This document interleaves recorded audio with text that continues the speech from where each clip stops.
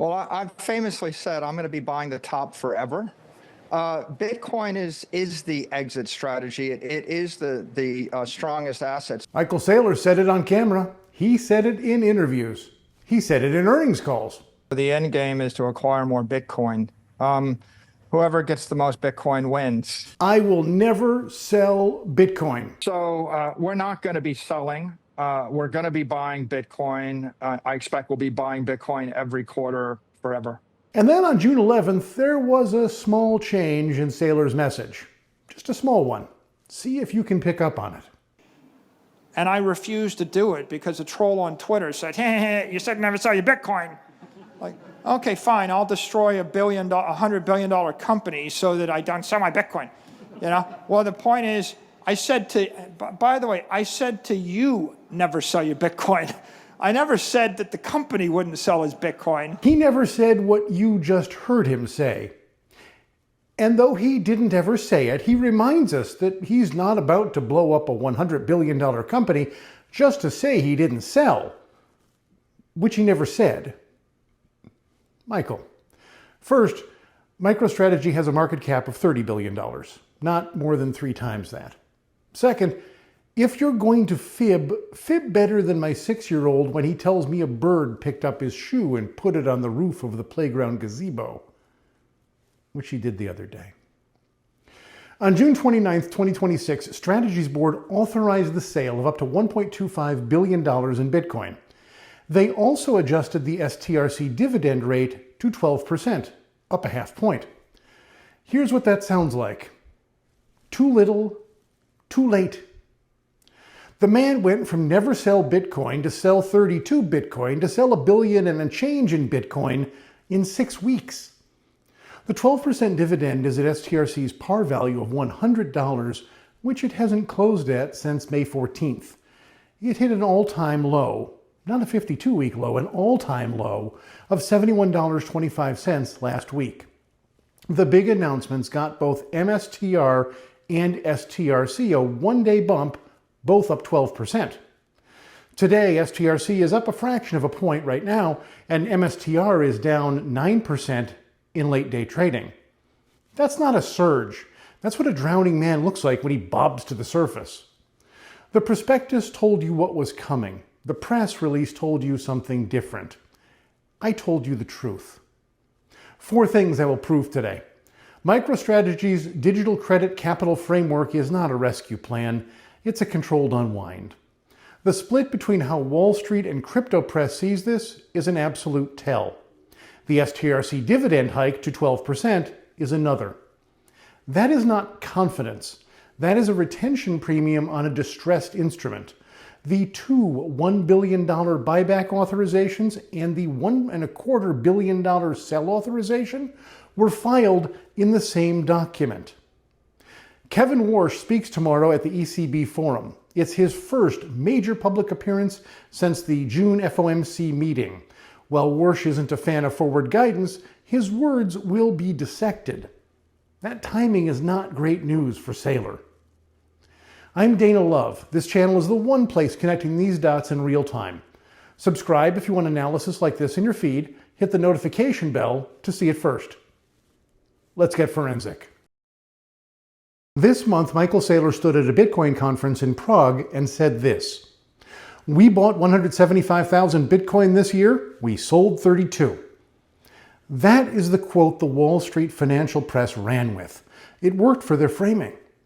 MicroStrategy authorized 2 separate $1 billion share buybacks, one for common stock, MSTR, the other for digital credit securities, or preferreds. Shareholder returns demonstrated confidence in the equity. In traditional corporate finance, a buyback is a constructive signal. The board believes the stock is undervalued and is committing capital to that belief. Every financial reporter trained on earnings coverage reads it that way. That framing is not wrong, but it is incomplete. The crypto press read a different headline. The never sell mandate is gone. The Bitcoin purist who built his entire identity on perpetual accumulation is now, at minimum, authorized to act like a corporation. For 3 years, Saylor's value proposition to the crypto community was theological. Bitcoin is the exit. Hold forever. Never sell. That theology just filed an 8K. The crypto press is concerned. They should be terrified, because the concern is focused on the wrong document. Here is what neither press camp diagnosed. The $1 billion buyback authorization and the other $1 billion buyback authorization and the $1.25 billion Bitcoin sell authorization were filed in the same document, not separate announcements. They're not on separate days. They don't have separate rationales. One document. That same filing restructured the STRC dividend to 12% and rebranded the entire operation as the Digital Credit Capital Framework. When you see buybacks and a sell authorization filed simultaneously, you're not reading a confidence statement. What you're reading are options. It's a structure that gives options. You're reading a document that preserves maximum operational flexibility across multiple scenarios the board has apparently decided it needs to plan for. A company that is confident in its capital thesis does not need to authorize a $1.25 billion sale of the asset that is the foundation of its entire market valuation. The Wall Street press heard shareholder returns. The crypto press heard the never sell promise broken. What the document actually authorized is, we will do whatever is necessary. Let me be precise about what that means. The 32 Bitcoin Saylor cited in Prague is irrelevant. The number that matters is $1.25 billion. That is the authorization ceiling. And an authorization ceiling, once filed with the SEC, does not expire when the press conference ends or when you step off stage. That's not a rescue plan. That is optionality. It's purchased at the cost of the entire narrative that justified the premium on MSTR shares. Why does the premium matter? Because the premium is the mechanism. Remove it and the capital machine that Saylor built to buy Bitcoin at scale cannot function. Do you at some point down the line see being able to use it to transact, to invest in the business, to pay out a special dividend to investors, to buy other businesses? We believe that the highest, best use of capital is to buy Bitcoin. Because when you go from that sentiment to selling 32 Bitcoin to pay a dividend, to getting permission to sell over $1 billion of Bitcoin to prop up your company, that has an impact on your flywheel mechanism. And I refused to do it because a troll on Twitter said, hey, you said never sell your Bitcoin. And when you're on stage in 2026 quoting company values you haven't had since 2024, people start to worry about whose hand is guiding the mechanism. That mechanism runs through one instrument, STRC. And STRC is transmuted from a preferred stock to a junk bond in 1 month. STRC closed at $71.25 last week. It closed under $84 yesterday, and it's been struggling all day to stay above that. It's up about 1.5 points right now. And STRC is doing better than MSTR today, which is down from its nearly $93 close yesterday to around $87 in late day trading. Let me be precise about what those numbers mean. STRC is a preferred stock. Its par value is $100. That is not an analyst's target. It's not their price target. It's the structural value embedded in the instrument itself, the number against which the 12% annual dividend is calculated. That means STRC pays $12 per year per share to its holders.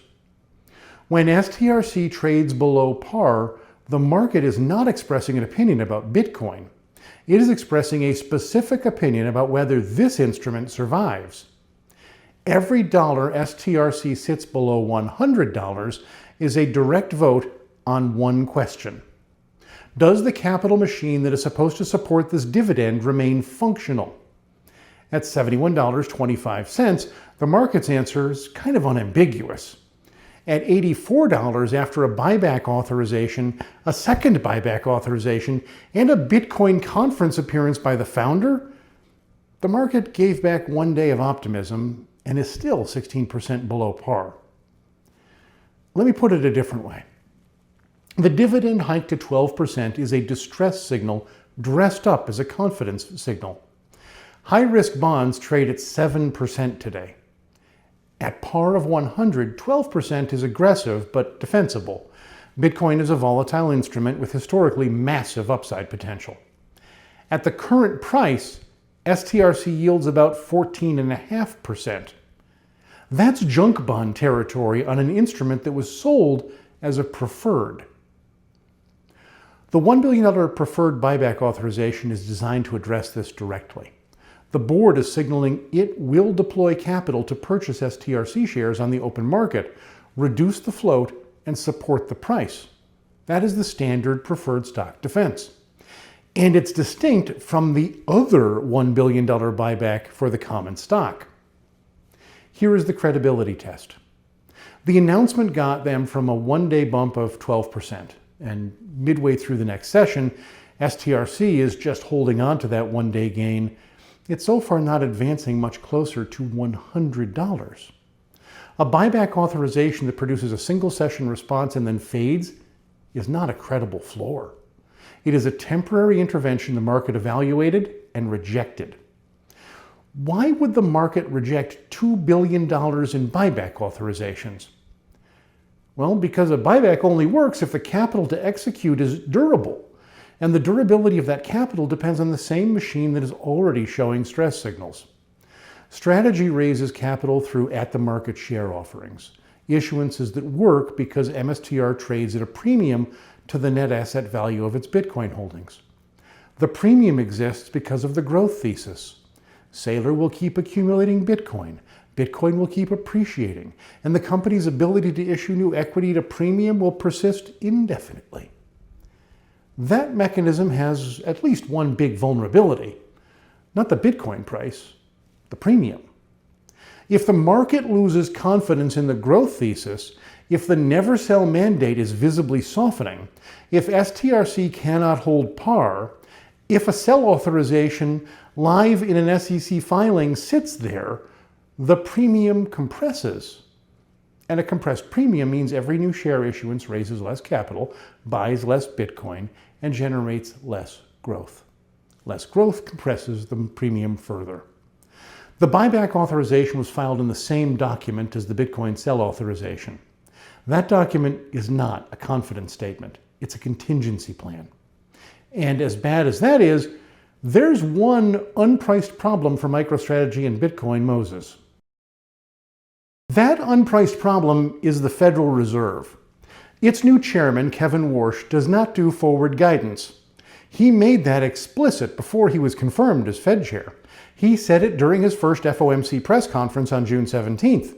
He withheld his own dot plot projections, the first Fed chair in modern memory to do so, because submitting a rate forecast is precisely the kind of forward guidance he has publicly refused to provide. But every other voting FOMC member submitted their projections. The dot plot median for the federal funds rate by the year-end 2026 is now 3.8%, which is higher than before. The committee's center of gravity has shifted toward holding or hiking, not cutting. Warsh is not on that chart. He declined to tell you where he thinks rates are going. He speaks tomorrow. The ECB Forum on Central Banking in Sintra, Portugal. His first major public appearance since the June FOMC meeting. Every word will be analyzed. Now let me be precise about what's happening here. STRC is a yield instrument. It is not an equity speculation. It is not a Bitcoin proxy. It is a preferred stock paying a variable annual dividend, currently 12%, calculated on a par value of $100. When an institutional allocator evaluates STRC, the question is straightforward. Does this yield justify the risk against available alternatives? At par, STRC pays $12 a year. The current 10-year treasury yields around 4.5%. The spread looks attractive at first, but then you read the prospectus. Then you account for the capital risk. STRC is not at $100. It hit an all-time low of $71.25 last week. It sits around $85 today after the announcement bump. At $84, where it started this morning, the effective yield is approximately 14.3%. But that yield only materializes if the par recovery thesis holds. and the par recovery thesis depends entirely on the capital machine flywheel that is supposed to keep the STRC price functioning. Every time Warsh signals rates higher for longer, either directly or through committee members who are not bound by his silence, two things happen simultaneously. The risk-free alternative becomes more attractive to institutional capital, and the probability of STRC recovering to par becomes structurally smaller. The June FOMC was read as hawkish by every major institution that covered it. JP Morgan's press said it directly. This is a committee making an explicit intention to promote inflation-fighting credibility. May CPI was 4.2% year over year. Core CPI was 2.9%. The Iran conflict drove energy prices higher through spring. That is not a rate cut environment. In June, Warsh's silence was interpreted as study neutrality. Tomorrow, in Sintra, with every global central banker in the room, study neutrality has its own message. His FOMC colleagues have already told you where the committee thinks rates are going. Now, analysts will dissect Warsh for confirmation or deviation. That timing is not great for Michael Saylor. In fact, none of it is good for any STRC holder. The price knows what it is, the market has given it a price, and the market has said it loudly, clearly. So for now, watch Warsh at Sintra. Unpriced risk, there's no upside to what he says. Watch the STRC price. If it drops, that's a very bad sign. Watch the MSTR price. If it keeps dropping, that's a very bad sign. The man who used to give us happy orange dots is now pretending like he doesn't know our name. My book is on Amazon. I'm Dana Love, PhD. I'll see you in the next one. I have to say, one of the things I learned of doing this video is that I had no idea that Sintra was as pretty as it is. But what a burden it must be to be there. I hope you enjoyed the video. Please subscribe if you haven't. A couple of videos for you to look at next. I'll see you soon.